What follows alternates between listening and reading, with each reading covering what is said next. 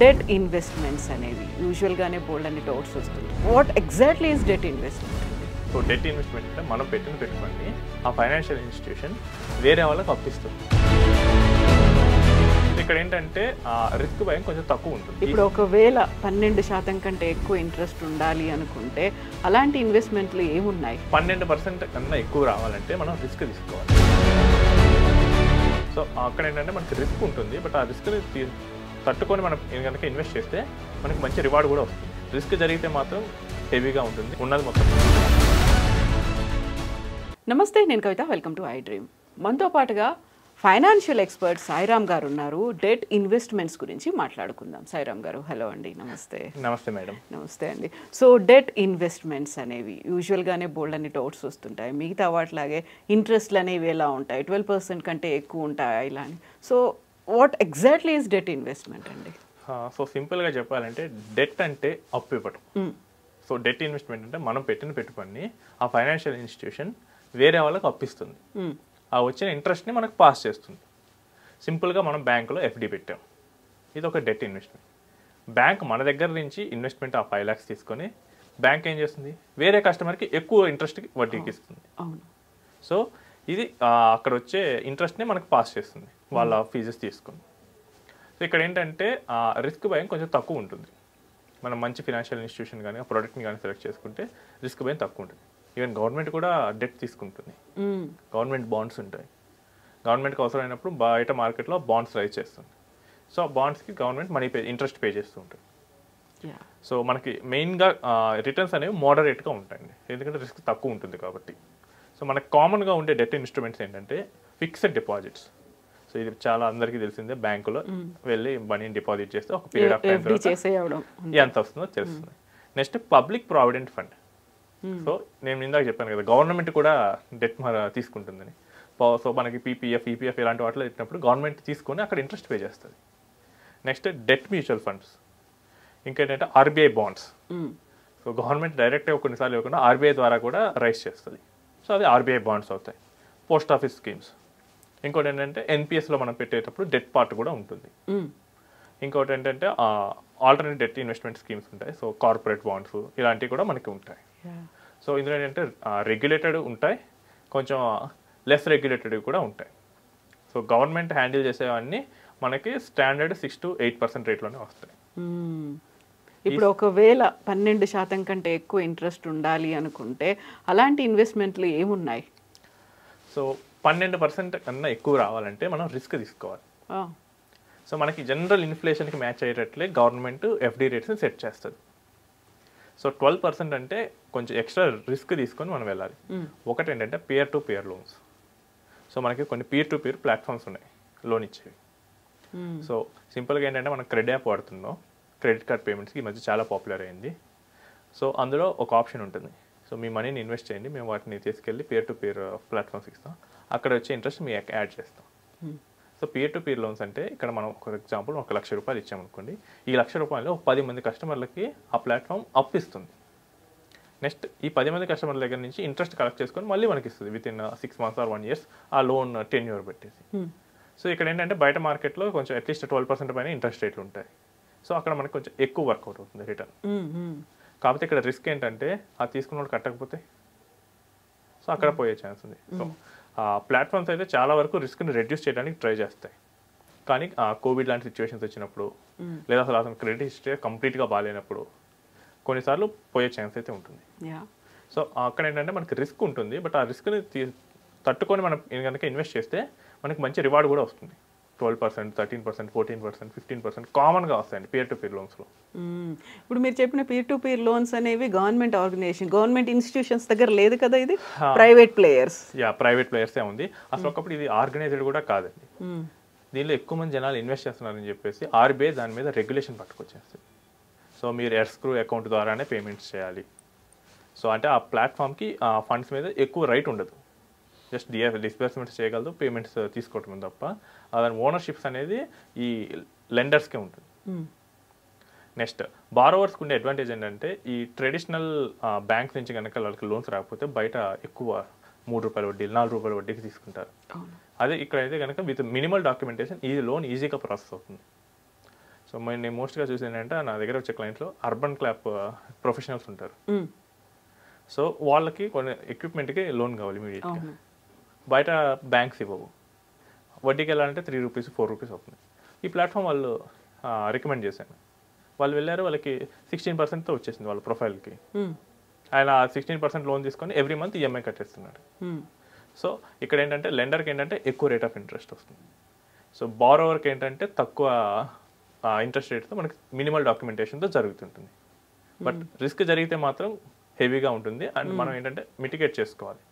ఉన్నది మొత్తం పెట్టకుండా కొంత పార్ట్ 5% 10% పెట్టుకోవాలి. ఇంకోటి ఏంటంటే జిరాఫ్ ప్లాట్ఫామ్ ఉంటుంది. ఇదేంటంటే ఇన్వాయిస్ డిస్కౌంటింగ్ అంటారు. ఓకే. సో ఇది కార్పొరేట్స్లో చాలా ఫేమస్. ఇక్కడ ఏంటంటే ఒక కార్పొరేట్ ఏంటంటే ఇన్వాయిస్ రైజ్ చేస్తుంది వేరే కంపెనీకి. వాళ్ళు ఏంటంటే డ్యూ డేట్ పెట్టుకుంటారు, ఒక 6 నెలల తర్వాత పే చేస్తా అంటారు. కానీ ఈ కంపెనీకి ఇమీడియట్గా మనీ కావాలనుకోండి, ఏం చేస్తారు, బయట మార్కెట్లో ఆ ఇన్వాయిస్ని అమ్ముతాడు విత్ సమ్ డిస్కౌంట్. నాకు 100 రూపీస్ రావాలి. ఓకే.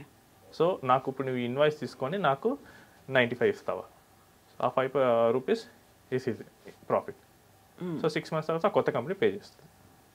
ఇక్కడ ఏంటంటే మన కంపెనీస్ని చాలా బాగా అనలైజ్ చేయాలి. ట్రస్ట్ ఇష్యూస్ అనేవి ఉంటాయి కాబట్టి ఇక్కడ ఈవెన్ మీకు ఒక ప్లాట్ఫామ్ ఉందండి. సో ఇదేంటంటే ప్రొడక్షన్ హౌసెస్కి ఇన్వాయిస్ డిస్కౌంట్ ఇస్తుంది. ఓకే. ఫర్ ఎగ్జాంపుల్ ఒక అమెజాన్ ప్రైమ్ ఉంది, ఒక మూవీని లేదా వెబ్ సిరీస్ని ప్రొడ్యూసింగ్కి ఒప్పుకుంది. వాళ్ళు ఏం చేస్తారంటే రిలీజ్ అయిన తర్వాత ఇస్తారు.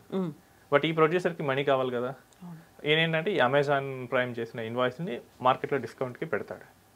అవి ఇంకా ఎక్కువ ఉంటాయి మూవీస్ కాబట్టి 17-18% కూడా ఇస్తారు. వితిన్ ఇయర్ 6 మంత్స్ 3 మంత్స్ ఆ పీరియడ్తో వీళ్ళు పే చేస్తూ ఉంటారు. కాబట్టి ఇక్కడ ఏంటంటే కొంచెం హెవీ రిస్క్తో కూడుకున్నాయి, ఎందుకంటే ఇవి డీలే అవ్వచ్చు. ఎగ్జాక్ట్లీ. ఫర్ ఎగ్జాంపుల్ రాజమౌళి గారు నెక్స్ట్ మూవీ ఎప్పుడు తెస్తారో తెలియదు. ఆ మూవీ మేకర్స్ కనుక ఇన్వాయిస్ డిస్కౌంట్కి వచ్చారనుకోండి, ఆ ఇన్వాయిస్ నేను కనుక కొనుక్కున్నాను అనుకోండి, నాకు ఓటీటీ ఎప్పుడు పే చేస్తుందో తెలియదు.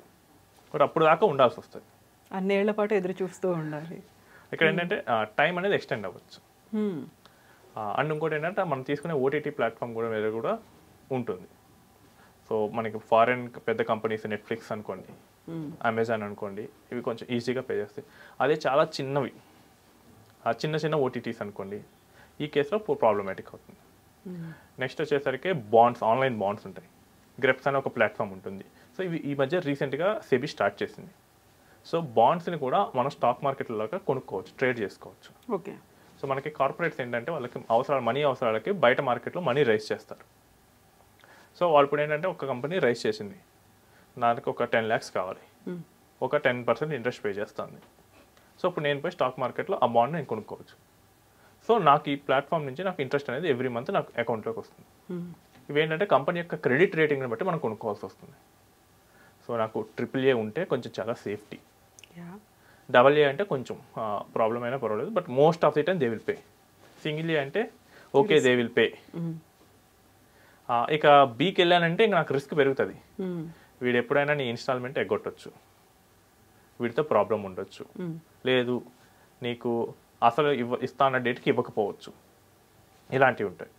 సో మనకి ఆన్లైన్ బాండ్ ప్లాట్ఫామ్స్లో మనకి రేటింగ్ని బట్టి మంచి బాండ్ సెలెక్ట్ చేసుకోవచ్చు.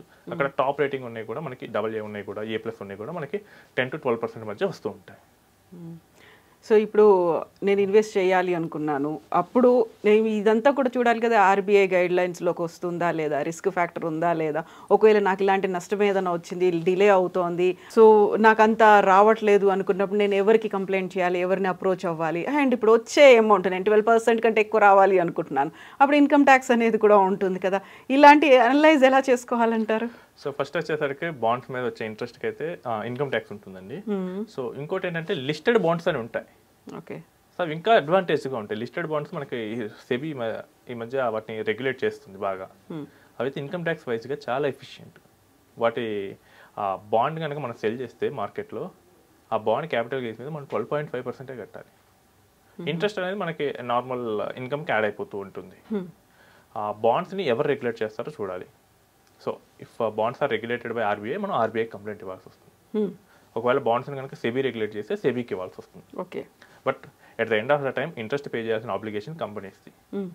సో కంపెనీయే ఫైనాన్షియల్గా రిస్క్ వెళ్తే కనుక వీళ్ళెవరు ఏం చేయలేరు. ట్రూ. సో కస్టమర్ని కాపాడాలని మోస్ట్లీ చూస్తారు. అలా అని చెప్పేసి నువ్వు డీకి రేటింగ్ ఉన్న బాండ్లో ఇన్వెస్ట్ చేసావు అనుకోండి, ఎక్కువ ఇంట్రెస్ట్ వస్తుందండి. కంపెనీ పోతే చేసేదేముండదు. ఎగ్జాక్ట్లీ. వాటిని జంక్ బాండ్స్ అంటారు ఇన్వెస్ట్మెంట్ పరిభాషలో. సో మనకి ఫాస్ట్ ఫుడ్, జంక్ ఫుడ్ ఎలా అంటారో అవి కూడా అంతే. సో పోతే కనుక చాలా నష్టభయం అయితే ఉంటుంది. చాలా అట్రాక్టివ్గా ఉంటాయి, at the same time risky ఉంటుంది. ఇంట్రెస్ట్ రేట్ చాలా అట్రాక్టివ్గా ఉంటాయి జంక్ బాండ్స్కి, కానీ రిస్క్ జరిగితే మాత్రం 30% పోవచ్చు, 40% పోవచ్చు, ఎంతైనా పోవచ్చు. ఈవెన్ ఒక కేసు జరిగిందండి 3 years బ్యాక్. ఫ్రాంక్లిన్ టెంపుల్టన్ ఒక మ్యూచువల్ ఫండ్, అది కూడా డిఫాల్ట్ రిస్క్ ఎదుర్కొంది. ఒక కంపెనీ నుంచి పేమెంట్స్ డిలే అయ్యింది. సో సెబీ అలా మ్యూచువల్ ఫండ్ ద్వారా బాండ్స్ ఇన్వెస్ట్ చేసినప్పుడు సెబీ ఇన్వాల్వ్ అయ్యి వెంటనే ఎస్బీఐ మ్యూచువల్ ఫండ్తో మాట్లాడి దాన్ని సెటిల్ చేయించింది. బట్ ఒక చిన్న కంపెనీ దగ్గర కనుక మీరు బాండ్ కనుక కొన్నారనుకోండి, అది కూడా రెగ్యులేషన్ లేకపోతే కనుక చాలా ప్రాబ్లం అవుతుంది. సో మీరు అనలైజ్ చేసే ముందు ఒక ప్రొఫెషనల్ ఇన్ఫర్మేషన్ అడిగి తీసుకొని మొత్తం అంతా కరెక్ట్గా ఉందా, ఇది రెగ్యులేటెడా, రెగ్యులేట్ అయితే ఎవరి దగ్గర, ఒకవేళ రెగ్యులేట్ కాకపోతే దానిలో ఉన్న రిస్క్ ఏంటి, అన్నిటికీ సిద్ధపడి మీరు ఇన్వెస్ట్ చేయాలంటే ఇన్వెస్ట్ చేసుకోవచ్చు. ఇంట్రెస్ట్ గురించి కూడా అలాగే చూసుకోవాల్సిన అవసరం. 12% నాకు ఇంట్రెస్ట్ రావాలి అనుకుంటే ఇన్కమ్ ట్యాక్స్ కూడా అలాగే ఉంటుందా? ఇన్కమ్ ట్యాక్స్ మనకి ఇంట్రెస్ట్కే యాడ్ అయిపోతుందండి. సో మనకి 12% అంటే ఫర్ ఎగ్జాంపుల్ మనం 10 lakhs ఇన్వెస్ట్ చేస్తే 1.2 lakhs ఇంట్రెస్ట్ వస్తుంది. అది మనకి కంప్లీట్గా మన ఇన్కమ్కి యాడ్ అయిపోతుంది. ఓకే. సో అది మన చార్టెడ్ అకౌంటెంట్స్ దాన్ని డీల్ చేసేస్తారు. సో మనం 30% స్లాబ్లో ఉంటే 30% కట్టేస్తాం. మనకి అది అదర్ సోర్సెస్లో చూపించుకుంటాం. ఎస్ అండి, సాయిరామ్ గారు, థ్యాంక్ యూ అండి. Thank you.